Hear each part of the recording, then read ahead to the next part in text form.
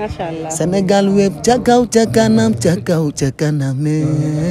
Sénégal web ca kaw ca kanam ca kaw ca kanam. jërë ngeen jëf mbokkeen tax na di baaxoo seetaan Sénégal web ñu ngi leen di nuyu di leen ziar di leen jaajëfal di leen baalu àq bu baax ci weeru tedd wi ñu nekk muy weeru koor ñëw nañ suñu entretien nag tey dañu seet si koo xam ne yaakaar naa ñëpp ràññe nañ ko ci dëkk bu sell bi di Touba muy soxna Astou Bassel tey moom la ñu seet si kat ñëw fii ci këram tey fas yéene amal ak moom ay waxtaan yu am solo rawatina li nga xam ne mooy coowul sage-femme yi nga xam ne am na bu yàgg ba tey nee naa la lu man ñaari semaine a ngi nii nit ñi di ko coow ci deewu Astou soxna goo nga xam ne gaañu na fee nga xam ne muy Louga moom mu doon sage-femme ñëpp ràññee ko ci dëkk bu sell bi di Touba yaakaar naa at yoo xam ne mi ngi ci Touba di fi def liggéey bu rafet rawatina di jàppale jigéen ñi nga xam ne dañu wan lor ba yàlla def jamono ji ñu toll mu retraité waaye teewul mi ngi amal liggéey bu am solo ci loolu ba pare nekk ci wàllum politique ñëpp ràññee ko ci parti bi di APR soxna Astou Bassel ñu ngi lay nuyu. waaw kay ñu ngi lay fay maa fii soxna Amy Ndiaye maa ngi lay fay bu baax di la ziar di la bëgg di la jox sa wàccuwaay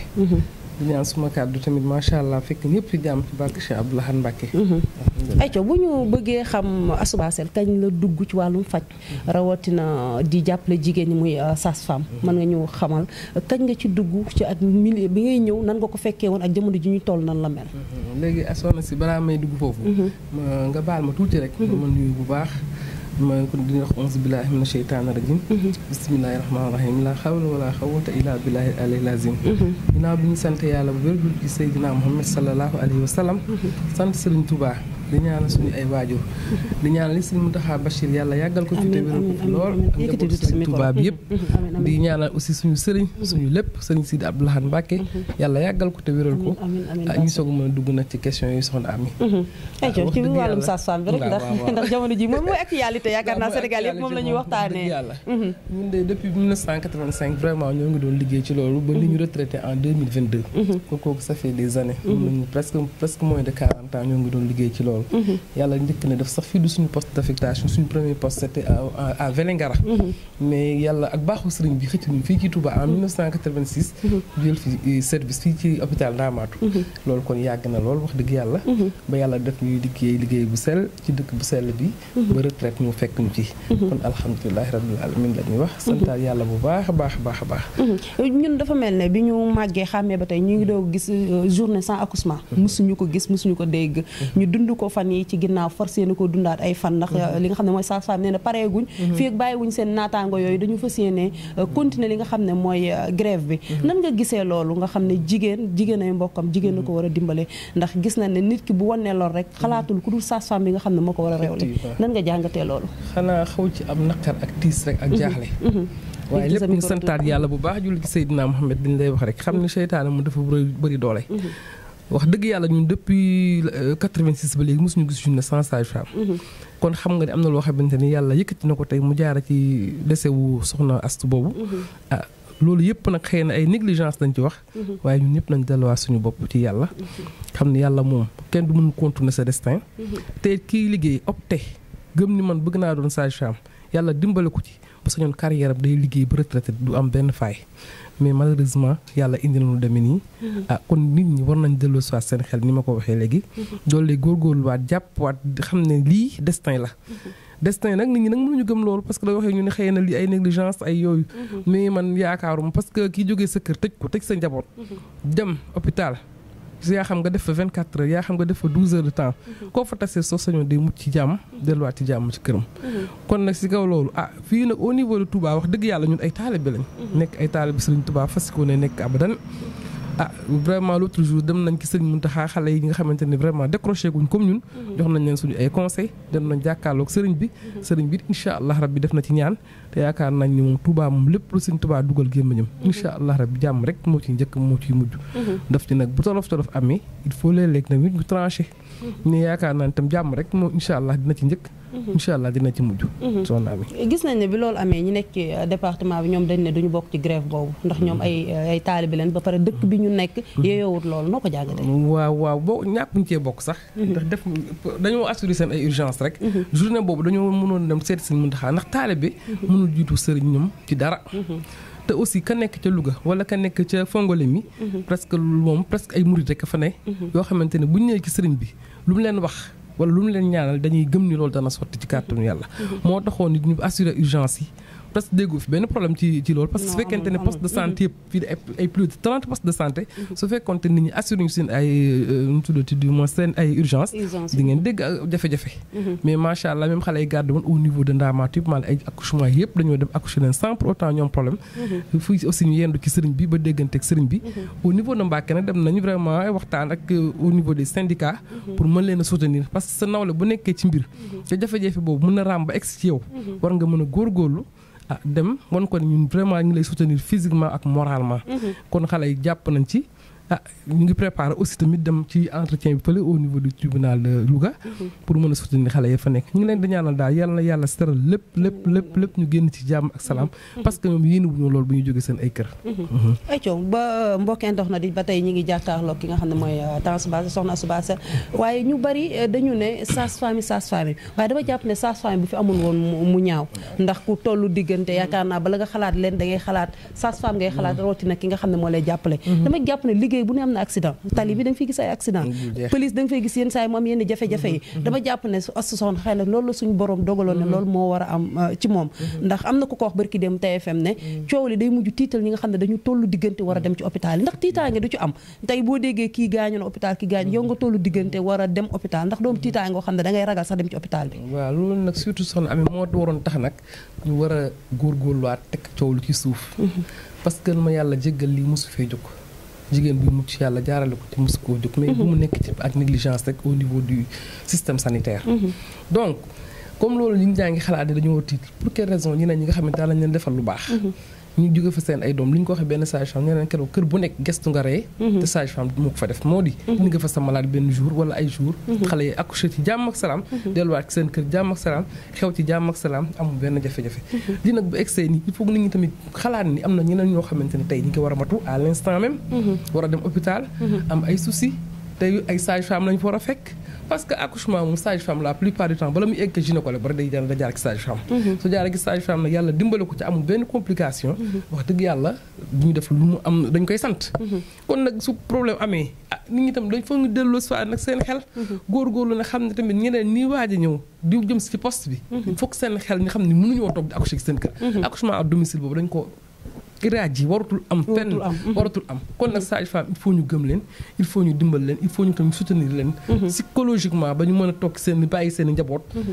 bu ñu ko waxee xale ñaata sëy sage-femme moo tas ci dem fanaane hôpital ak yeneen kon nag loolu sa dégg naa ay garde moo gën a metti risque yu bari ngay taseel trop de risque yaa ngay risque yu bari da ngay bàyyi sa njaboot sa ginnaaw aussi la ngay jëm xamoo exactement nu mu demee kon nag wax dëgg yàlla war nañ essayer comprendre sage-femme yi jàppale leen gëm ni lii destin la ñu delloo si ñëpp delloo si seen xel ayco mi ngi noonu loolu lañ doon amal rek waxtaane ci li nga xam ne mooy gaañu ko soxna rawatina sage-femme yi nga xam ne bari na jamono ji am nañu naqaru xol ndax seen naataang boobu nga xam ne téye nañ leen fee ci Louga ñu war a jugement bi rek ñoom it nee na ñu ngi koy waajal bu baax dañuy dugg si li nga xam ne rek mooy wàllum politique ginnaaw bi nga xamee ne jaar nañ loon ndax ku ne Astou Basse rek xel xam ko ci politique rawatina Darou Khoudoss gi nga xam ne moom la nekk amal na ay jotaay yu bari yoo xam ne ay formation yu bari yoo xam ne amal na ko defal na ko ndaw ñi defal na ko jigéen ñi dañ koy témoigner bu baax ci loolu Tansu parrainage yi instant bi coow li commencé na juddu ndax élection législative yi nga xam ne mi ngi jub si élection député yi nga xam ne mi ngi jub si coow laay kenn ku nekk naan mën a nan nga jàngatee coow li nga xam ne mi ngi commencé juddu rawatina APR Touba dafa mel ne ñoom pëccxoo lañ gën a mën waaw loolu de soxna Ami moom vraiment maa ngi lay xam ne daal pëccxoo boobu moom moo pëccxoo boobu am na fi waaye man dafa am philosophie boo xamante ne moom laay dund dafa am loo xam ne dañ suñu maam Thierno Ibrahima Mbacke moo ko waxoon lu yàlla dogal na ma neex doomu aadama ñëpp mënuñu jaar ci benn buntu bi il faut mbooloo bu ñu àndee day am ñu jiitu am ñu ca topp ñun nag au niveau de Touba wax dëgg yàlla organisé woon nañ en zone ba presque am fi ay 11 ba 12 def naa 13 zones man na je suis de la zone de Darou Khoudoss zone 3 effectivement ci laa nekk au passage may nuyu suñu coordinateur monsieur Morlo di nuyu toutes les grandes dames yi fi nekk di nuyu la jeunesse aussi féminine comme masculine di leen remercier ci dal gi ñu doon ànde ci période bu mës a nekk ci période campagne électorale présidentielle locale yi tout jàmm rek mu ci daan njëkk di ci mujj ñu ñaan aussi élection yi di ñëwaat ñu ànd ci ak diplomatie gëm ci yàlla bu baax a baax a baax xam ne ñun ñëpp nit ki mënul jël du wërsëgam te nga ko àndal sur le terrain ngeen di góorgóorlu di ànd bëgg dara yaakaar naa ku ko ci yàlla jox war nañ ko yéene ànd ko moom muurloo ko mu jariñoo ko ak ñëpp. loolu laa gëm loolu mooy sama philosophie. ñu bari dañ ne résultat yi ngeen amoon ci élection yi passé yi nar a ñëw moo yées la ñu wax ci li ñuy jàngat ndax nee na jàpp nañ ne ñu bëri dañoo daw wuy ji Yewwi Askan Wi gën a lëkkaloo ak ñoom yéen ngeen jàpp ne nan ngeen war a def sa gis nañ ne maire yi nga xam ne jotoon nañu gañ ñu bëri président Macky Sall xëcc na leen ci wetam ñu bëri nee nañ maire yi bu ñuy dem ñoom kase ñooy dem du ñu baale seen askan wi nga xam ne ñoo leen voté lool nan nga jàngatee loolu nga yaakaar ne loolu dooleel ñi nga xam ne ñi ngi woon ci parti bi di sonn guddeeg bëccëg gënul woon ñuy jëli ñi ay ñoo xam ne néewuñu woon ci parti bi leen xëcc di leen indi APR. waaw loolu nag la plupart temps dañ koy faral di gis ci APR. vraiment politique. mais bul fàtte sa cosaan bul fàtte sa démb parce que lañ ko wax am nay APR authentique yoo xamante ni depuis président Macky Sall jug ba léegi. ñu ngi ànd ak moom. di jóg bu neexee ñu ànd ak moom bu méttee ñu ànd ak moom bu tàngee ñu ànd ak moom. kon nag loolu aussi war nañ ci bàyyi xel trop trop trop. parti bi nag la plupart du temps li nga xamante ni dañuy faral di indi jafe-jafe lu mel noonu la dañ naan ay transhumants ñii naan ay lu ma xamul transhumant nag mënul ñàkk parce que ki jóge fële am fi yaakaar dana ñëw te aussi président su soñoon aussi li ma wax la massification boobu nit ñi dañuy gën a bari nit ñi dañuy gën a yokk ci biir parti bi mais ñi nga xamante ne dañ fi nekkoon di sonn war nañ leen dooleel dooleel nag yemul am na fi nag ay leaders yoo xamante ne macha allah war fakal la ñu ngi jàppale population bi ci ay formation ak yeneen surtout période koor gi sax wax dëgg yàlla ñu bari ngi doon profité jox seen ay suukaru koor di encouragé nit ñi di leen gëmloo dara président Macky Sall nag mënul invité peut-être maire yëpp invité en même temps aussi tout le monde mais am na des personnes clés yoo xamante ne wax dëgg yàlla ñëpp nga koy jël ci département bi war na leen a mën a invité face to face ak ñoom wax ak ñoom ba xam loo xamante ni dana leen mën a jàppale loolu mooy dundal parti bi loolu mooy dimbale parti bi parce que ñu bari dañoo am amour ci biir parti APR rek bëgg président Macky Sall mais wax dëgg yàlla sax gisuñu ci seen bopp donc lu mu demee ñëpp war nañ ci mën a gis seen man daal dama bëgg ku ci am yàlla na sa muur yàlla na ko jëriñoo loolu daal laay ñaanal ñëpp ayca ñu bëri nee na Matar Diop warul jiite gis na ne élection yi passé dañ ko fi gagné Sëñ Fall moo ko gagné Yewwi Askan bi ñu bëri ne élection yi di ñëw warul jiite liste bi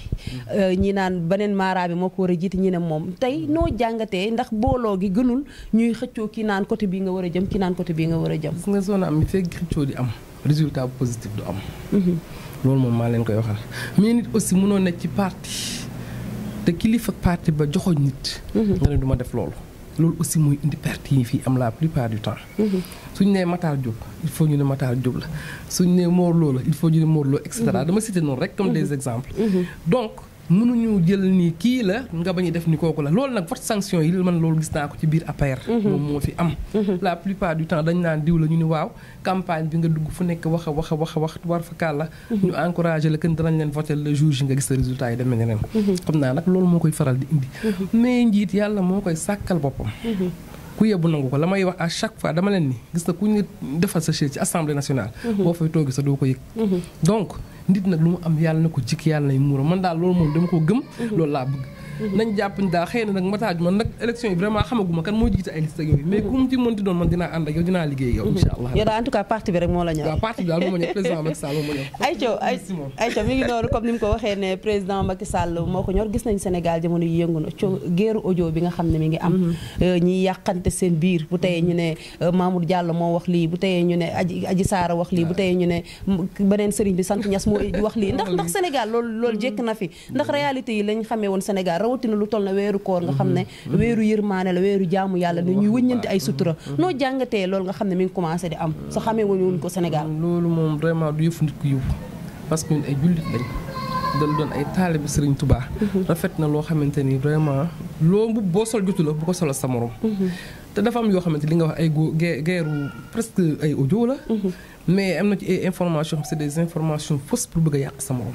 man nag dama gëmul loolu li ma gëm moo di doomu aadama daal à chaque fois su nga xamante ne yaa ngi dugg ci dara di ànd ak nga war a àndal di doxal ñi nga war a doxal mën nga gis sax loo xamante ne lii réalité mais dëgg bu yàq dañ naan war wax beneen wax bu yàq moo gën dëgg boo xamante ni day yàq donc nañ moytu loolu te wax aussi li ngay wax ne soxna am man du ma wax lu bëri parce que wax yombul te aussi wax bal la su xasee génn sa gémmiñ moom moo toog information yi depuis des années ba ci say sët ak say sëtaat dañ la koy tegal day des donc war nga xalaat looy wax nga xam ko looy génn ci sa gémmiñ nga xalaat ko bu mu rafet nga soog ko jëm tubaab dañuy avant de parler il faut tourner la langue 7 fois dans la bouche ma dem mën naa sax 1000 fois dans la bouche parce que daal wax moom leneen la. wax moom mën na defar lu bari mais mën na yàq lu parce que li mu yàq mu ëpp. donc nañ moytandiku wax ju bari te baaxul. wax leneen lu nga xamante ni mën na defar moo gën. wax loo xamante ni wax dëgg yàlla. dina yàq. ay coow waxtu wi ñu cërale woon li ci des bareetul ñaari question rek moo ñu dese tey boo mën président Macky Sall loo koy wax lan la. président Macky Sall xanaa di ko encourager parce que président Macky Sall man day vraiment du ma waxal nit loo xamante ne gëwuma ko. président Macky Sall ci sama gis-gis ak sama gëm-gëm amatul sax benn bilan bu ñu présenté. président Macky Sall vraiment ay réalisation au niveau national man ñëpp teg nañ ci seen bët. maa ngi mu jëm nag bu téenee ci kaw ne gant baa ngi mu tegu ci bëtam. wax dëgg yàlla doo ko mën lu ñu ko mu gëm la mu gëm. mais ay réalisation au niveau de Touba Mbacké ki ñu nekk. tout récemment rek man waxuma dara en tant que agent de santé. fii hôpital Khadim Rassoul bi vraiment nga xamante ni au niveau national wala au niveau de la sous-région ñëpp mën nañ fi ñëw. am fi satisfaction. te ñu ciy nuyu au passage suñu directeur bi monsieur docteur Souran. yàlla na ko fi yàlla defal jàmm. defal ko fi sutura ba ni mu fi nekkoon ci Ndaamaatu ñu ànd ko moom ba léegi yàlla defal ko fi ndam. wax dëgg yàlla loolu rek déjà c'est quelque chose au niveau sanitaire. ayca damay dugg ci docteur Souran xam nga moom boo ko tuddee faaw ma dugg ci ndax moom sama xarit la temps asu nit ku baax la. dañu koy ñaanal yàlla rek ñëpp xam na Ndaamaatu ni mu meloon bu njëkk yow jaar nga fa. demoon nañ ba Ndaamaatu ñu bëri dañ fa doon ragal sax fajoo fa ak fi mu yóbbu Ndaamaatu tey madame Mbacke moo fi ñëw na amaana miinanteeguñ waaye nañ ko ñaanal yàlla fi docteur Souran taxaw mu taxaw fu ko raw waaye docteur Souran moom yaakaar naa Touba gi yëpp ko war a delloo njukkal ndax jàmbaar la nit ku baax la man dama koy seede ndax du tànkam lu nit man heure bu ne laa koy woo mu ne ko docteur Souran bala moo pare mu ne ma loo bëgg demal ñu defal la ko dañu koy ñaanal yàlla bu baax rek hôpital Cheikh Ahmadou Bamba bee mu nekk yàlla dimbale ko fa mu sedd guy daal ndam yu mu bëgg rek suñu borom defal ko fa faaw ñu ndax moom suñu nit la faaw ñu xaw a taxaw ci moom tuuti surtout waa urgence bu Ndaamaat ñoom ñëpp ay co président Ousmane Sonko boo moon loo koy wax lan la. président Ousmane Sonko mu xam ne c'est un Sénégalais comme tous les autres. mu xam ne man day wax dëgg yàlla li ma gënoon a jàpp président Macky Sall moo di dal gi. yar bi ak teggin bi sama xol ñeme ko. boobu xaw ma sax dina doon président de la République du Sénégal. Vraiment yi fi jaar nag surtout suñu 8 mars bi passé. xaw naa ci trop. nit su bëggee am réew bu nu bëgg ab gox da koy bëgg ci jàmm na ko bëgg ci salaam na ko bëgg sutura na ko bëgg ci teraanga. waaye soo bëggee am réew kat. ay soulèvement ak ay jafe-jafe am fa man franchement dinaa xaw a tiit yu demee noonu.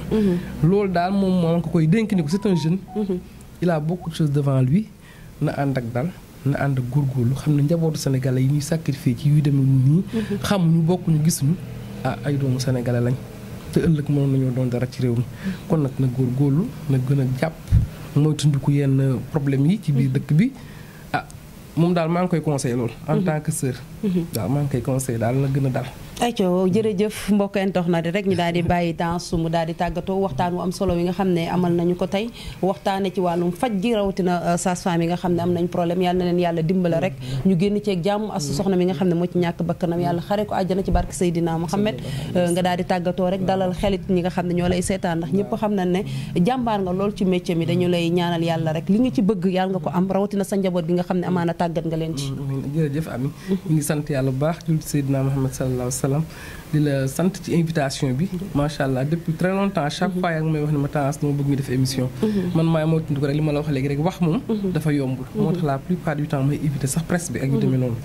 di la waxal ni métier bi yàgg nañ ci parce que fooy liggéey ba retraité donc sama 60 ans man mët na kon te def naa sama carrière la j'ai fait presque 40 ans donc maa ngi santaat yàlla bu baax ndax dund naa ci ba egsi ba fii presque aw ma ci benn tolof déggoo naa ci ak ñi ma yàlla booloon ñu samay nattangoo déggoo naa ci ak sama ay kilifa di sant bu baax di xamal ne xale yi ci yàlla def tamit di sama njaboot ñu tàggat leen si ñu jaara ci ñu am na dem ba am ndam bu mel noonu ak xale yi ñu ko bokkal yëpp